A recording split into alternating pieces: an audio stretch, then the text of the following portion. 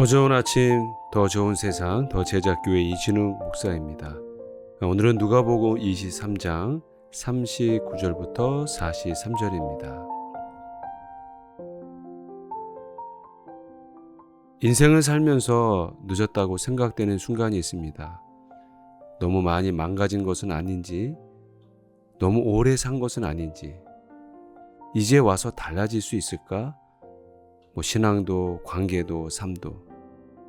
돌이키기에 이미 너무 멀리 와버린 것 같다는 생각이 들 때가 있습니다.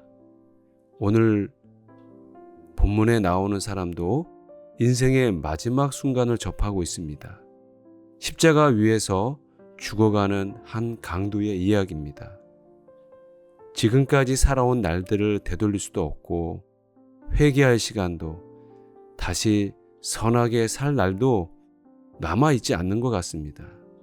그에게 남은 것은 오직 죽음뿐이었습니다. 그런데 예수님은 그에게 말씀하십니다. 오늘 내가 나와 함께 낙원에 있으리라. 죽음의 문 앞에서 예수님은 영생의 문을 여셨습니다. 오늘 본문을 보면 예수님의 십자가 옆에 강도 2명이 같은 자리에 있었습니다. 같은 십자가형을 받았고 같은 고통 안에 있었습니다. 그러나 그들의 반응은 전혀 달랐습니다. 39절에 한 강도는 내가 그리스도가 아니냐, 너와 우리를 구원하라 라고 예수님을 조롱했습니다.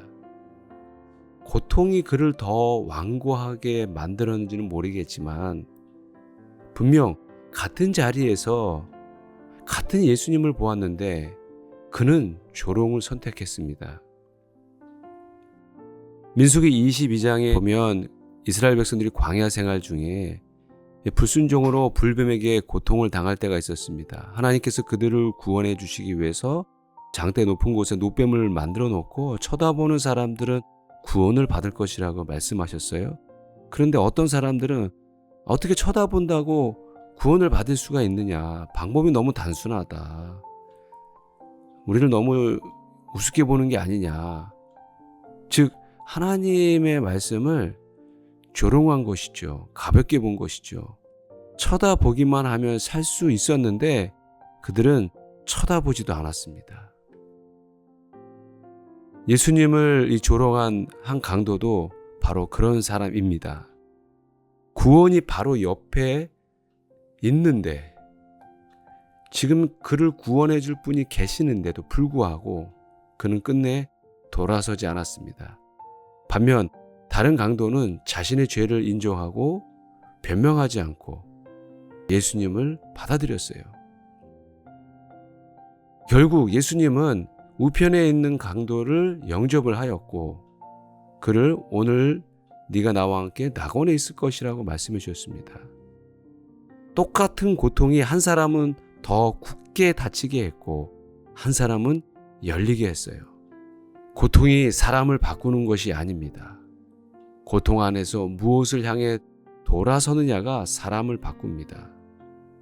42절에 그가 이렇게 구하죠. 예수여, 당신의 나라에 임하실 때에 나를 기억하여 주옵소서. 이 기도를 자세히 보면 그는 구원해 달라고 기도하지 않아요. 낙원에 데려가 달라고 또 간청하지도 않습니다. 단 한 가지만 구했어요. 나를 기억하여 주옵소서. 히브리 사고에서 기억은 단순한 회상이 아닙니다. 하나님이 누군가를 기억하신다는 것은 그를 향해 행동하신다는 것입니다. 하나님께서 노아를 기억하셨어요. 그래서 수많은 물들이 줄어들었고 하나님께서 한나를 기억하셨어요. 그에게 새 생명을 주셨습니다. 우편에 있던 그 강도는 어떤 신학적 언어를 사용한 것이 아닙니다. 신학도 잘 몰랐고 신앙도 잘 몰랐어요. 그렇지만 본능적으로 예수님께 기억된다는 것이 무엇인지를 그는 온몸으로, 온 영혼으로 아는 거예요. 사실 그가 주님 앞에 드린 것이 뭐가 있겠습니까? 회개의 눈물이요, 또 삶이 바뀐 거, 또 봉사나 헌금, 아무것도 드린 것이 없어요. 그냥 빈손으로 자신의 영혼을 의탁한 것뿐이 없습니다. 그런데 주님은 그의 빈손을 거절하지 않으셨어요. 사랑하는 여러분, 복음은 준비된 자에게 주어지는 것이 아닙니다. 빈손으로 내민 자에게 주어지는 거예요. 예수님께서 우편의 강도에게 낙원에 있을 것이라고 하셨어요. 낙원이 뭡니까? 하나님 나라죠. 천국이죠. 이 하나님의 나라는 늘 있는 존재입니다. 다만 우리가 이 하나님의 나라를 언제 갈 것인가 늘 의문이죠. 5년 후에, 10년 후에, 20년 후에 아무도 알지를 못해요. 그래서 우리에게 낙원에 있는데 그때는 언제인가라는 것은 궁금증입니다. 그런데 사랑하는 성도 여러분, 오늘 예수님께서 이 우편의 강도에게 오늘 내가 나와 함께 낙원에 있으리라. 오늘 세메로 바로 이날 이 순간이라는 것이죠. 내일이 아닙니다. 조건을 갖춘 후가 아니에요. 뭔가를 이루고 난 다음이 아니라는 거예요. 바로 오늘입니다. 여러분, 이 오늘이 얼마나 강력한지 아십니까? 예수님 자신도 십자가에서 죽고 난 다음, 그 다음 날 무덤에 있었잖아요. 그렇죠? 그러니까 인간의 눈으로 보면 가장 오늘이 없어 보이는 순간에 예수님은 오늘을 선언하신 거예요. 희망이 가장 없어 보이는 자리에서 가장 확실한 약속을 하신 것입니다. 사랑하는 여러분, 혹시 늦었다고 생각하십니까? 너무 많이 망가진 것이 아닌가 라고 느끼십니까? 예수님 우편의 강도를 생각해 보세요. 강도보다 더 늦은 자리는 없습니다. 그리고 예수님은 그 자리에서 오늘이라고 말씀하셨어요. 십자가 위의 강도에게 오늘을 말씀하신 것처럼 주님께서 우리에게도 동일하게 말씀하십니다.